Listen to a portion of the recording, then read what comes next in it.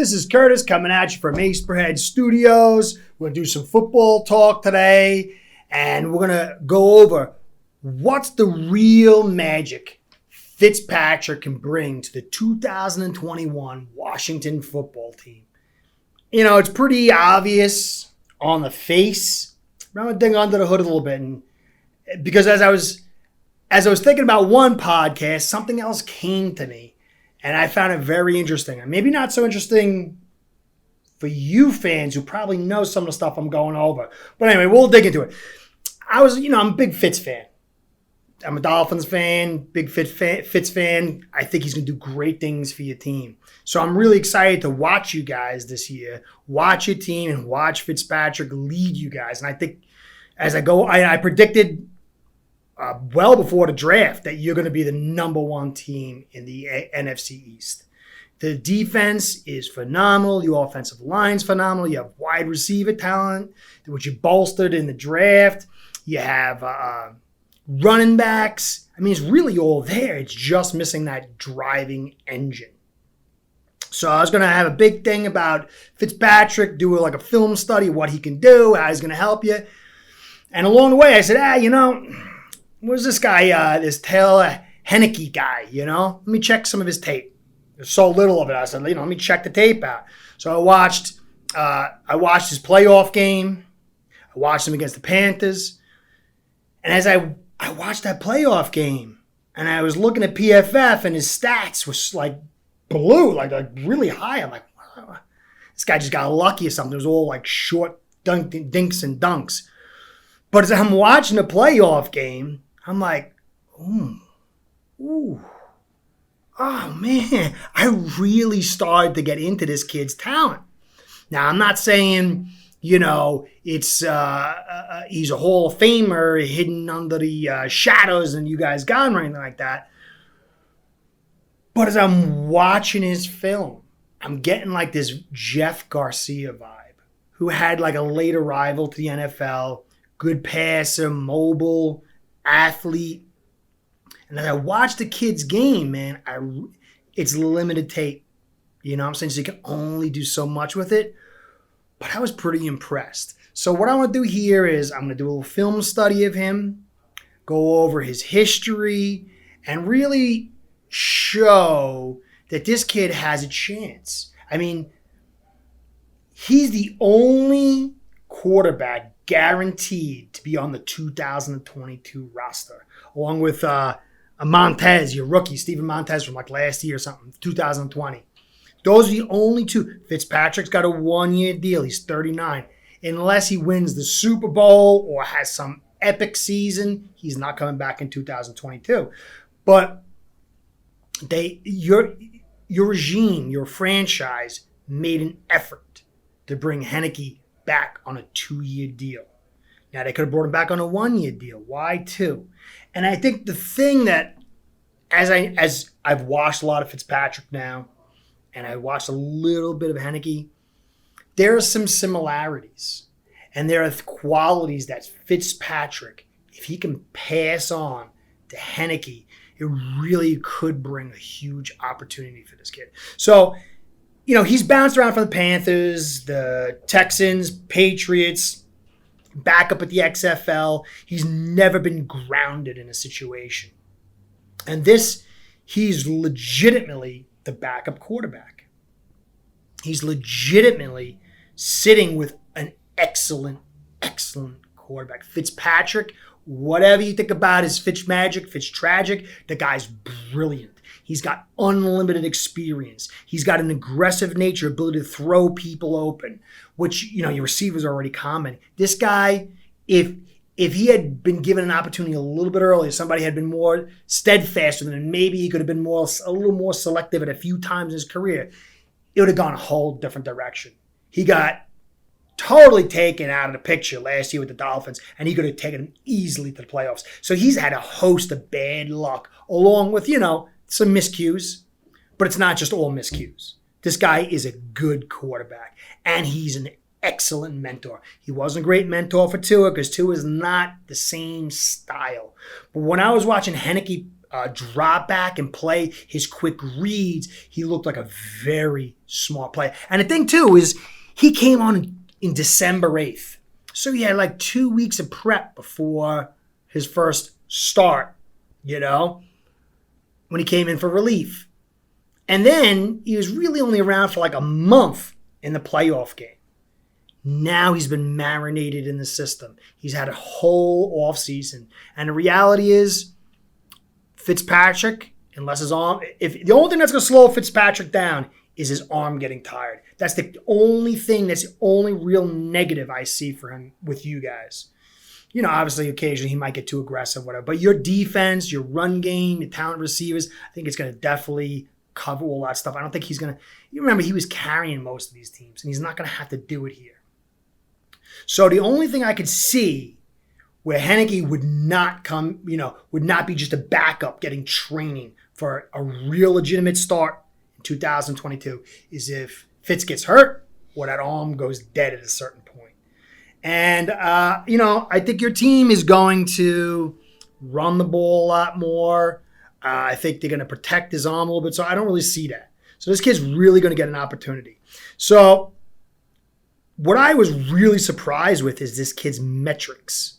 I'm not a big metrics guy, but for a quarterback who was tested at the Pro Combine to run a 4.62, 4.21 short shuttle. Now, to put that in context, Michael Carter, who I just was doing a study on, he had the second best short shuttle time of 3.98. Okay? And he's a running back. This kid was 0.23 seconds off him. Okay? He had a 35 vertical and a 10.3 broad jump.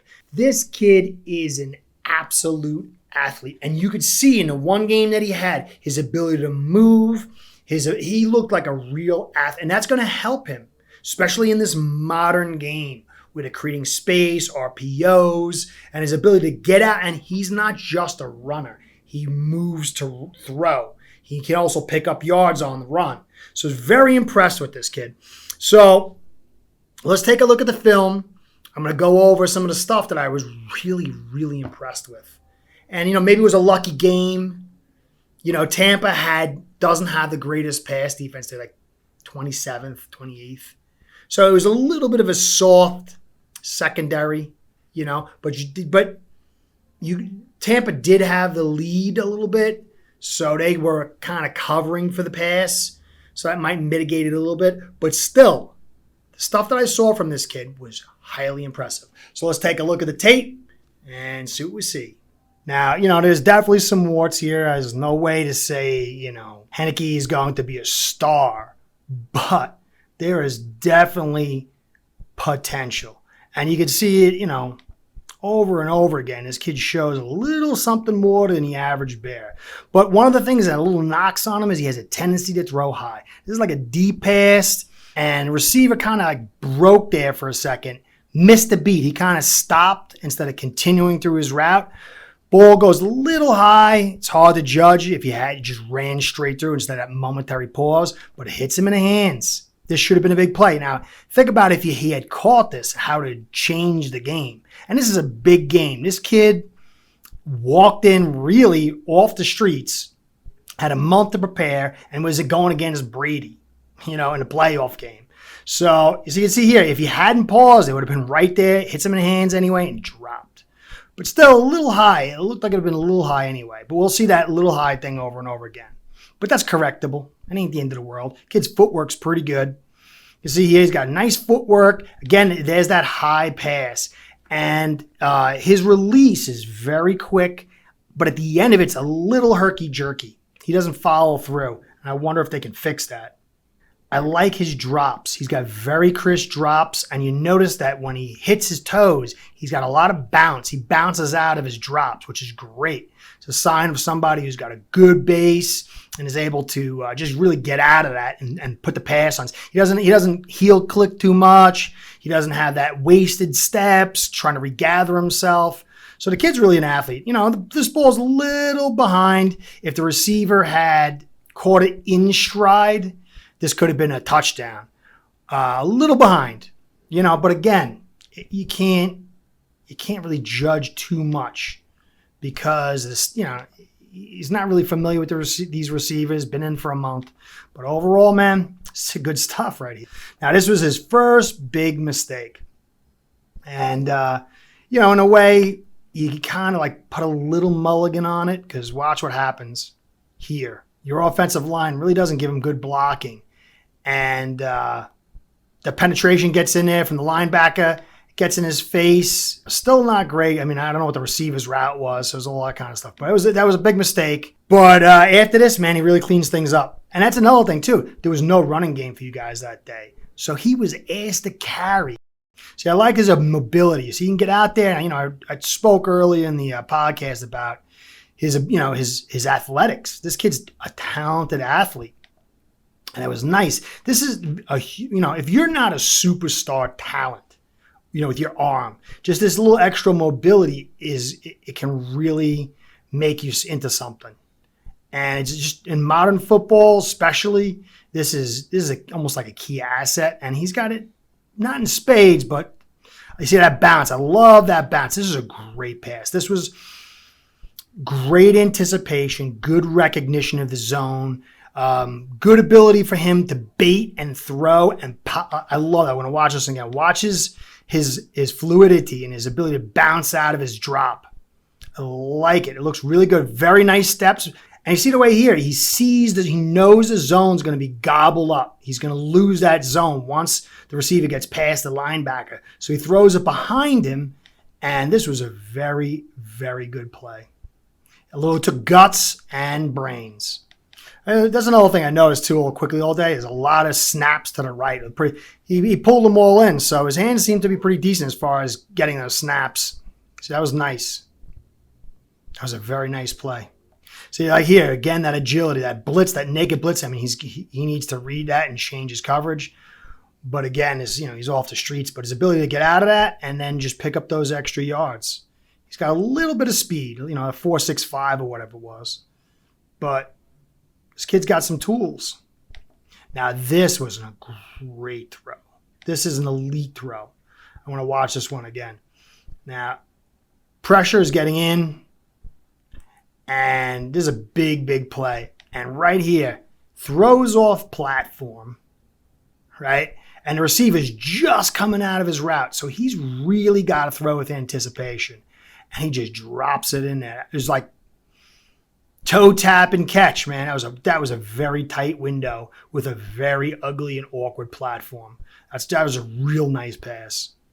And that's the kind of stuff that I saw like a couple times during the day that really made me like shake my head. Like, what am I seeing here? And again, see, look, ball location. It wasn't enough. There wasn't a lot of zip on that one, but the location was nice. It wasn't a catch. Cam Sims drops it again, but the ball location. There's nobody going to catch that but your receiver, and that should have been caught. That was a very nice location on that ball. It's another tight window throw, man. And he throws out of that square look, off platform look. He sees the pressure coming and he knows he's going to get hit, so he loses his mechanics and gets to that square off platform look, but still delivers with some speed and very good accuracy. Again, nice footwork, the bounce, the quick bounce, and then he lets it fly, man. Look at that. Drop, another drop. Another drop, but that was very tight window. I mean, that's a key, man. Can you throw the out? That's really where it separates the men from the boys in the NFL. That out, and that was great ball location. Maybe could have got it a little bit farther, but still, man, that was a very nice pass. So we're seeing quality arm, quality mechanics, quality arm. Quality decision-making, location, anticipation. These are all key qualities, man. And it's, watch this. Man, that's a big play, too. And the drive kind of stalls because these drops really changed the course of the game. I mean, what would have been the story if those balls had been caught? Could they have toppled the Tampa Bay Buccaneers and moved around, too? And what would be the talk about Heinicke this year? So I'm pretty impressed, man. Now, this is where you're going to get the Fitzpatrick. And this is why I think that he's going to be a perfect mentor. Very aggressive. That was an aggressive play. It was thrown behind. It's a little risky. I could see what he's doing, but that could have been pass interference too. That guy went around him before the ball came. But still, that guy's 6'5". The receiver's 6'5", 220. And he just waits for the ball instead of attacking it. 89's playing real small on the day. Again, you can see a little bit of a high delivery here. He's got a really great throwing platform and mechanics, except at the end, it's got this jerk at the end of it. It doesn't follow through. It goes a little high. Receiver should definitely have caught it. But it's a little high. He doesn't have like a good follow through on his mechanics. Now he has that agility, the ability to buy time, to be mobile. And he's not just able to be mobile to throw, to reset and pass, but he's also able to do a little damage on his feet, which, that goes a long way. He does cheap yards, man. If you get a chance to get cheap yards in the NFL, man, it's only a defensive lineman he's outrunning. It's not like a linebacker or a corner or anything, but still. So far, good-looking stuff, man. Nice drop, nice bounce, nice pass, good anticipation. Maybe, again, a little behind. He maybe could have let him a little bit, but there was the safety was coming down on the top, so maybe he's concerned about that. And here's like some, another pass, a little high. Again, we see the little high thing. But you'll see here that it goes right through the receiver's hands. It's coming across the middle and goes right through his hands. But it's high. That makes it easy completion much more complicated. Still should be caught though. But this is something he can fix. Again, he's able to get out there. Yeah, runs another lineman, but still, the more you can do this, the more it really puts a weight on the defense, and they start getting worried, and then they have to be proactive to try to contain you, and then that opens up all the things. So this is a really good asset for Heinicke to have.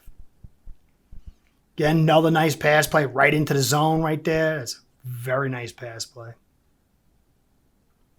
can see if throws it right. He's able to not just be a flat thrower. He's able to change the trajectories on his passes, which is, it's an important thing. Just drops it right in a bucket. He's able to get out of trouble, a little squirmy, a little quick motion, a little fast twitch. He's able to buy some time. I like that. He runs past the linebacker on that one, but he's smart enough to slide at the end. So that was a really good display of athleticism, because he got out of a pretty ugly situation and he was able to get past the linebacker and then smart enough to slide. Again, we'll see, tight situation. He's able to use his athletics to get out. And this is a big play. This is a nice little play, man. It shows, again, that he's an athlete. That was a touchdown. Very, very nice. You do 2 or 3 of those a year or something, big plays like that on your feet. And defensive coordinators, man, they're going to start scheming up to contain you. And then that opens up a lot of other stuff. So, this kid is really a pretty good athlete. Not elite, but pretty good. Again, you got this guy for a song and dance off the street December 8th. So, again, I like this one. That's just a crazy throw right there. I mean, that's a risky throw. But this kid believes in himself. He's aggressive, and that's why I think Fitzpatrick's going to be so good for him. He looks like he's pretty cerebral. He's gutsy. He gets angry when he throws. He looks like he's an emotional kind of player, a passionate kind of player. And he just lets his receivers be his receivers. He trusts them. Throwing people open is a big deal, man. And I like this one. This is a small little play, but you'll notice what I really liked. He was looking to go for the post. He was looking at the receiver going to do the post. And that was his first read. But the last second, man, he doesn't like what he sees, and he gets his head around, and he decides to go to the tight end coming over the middle.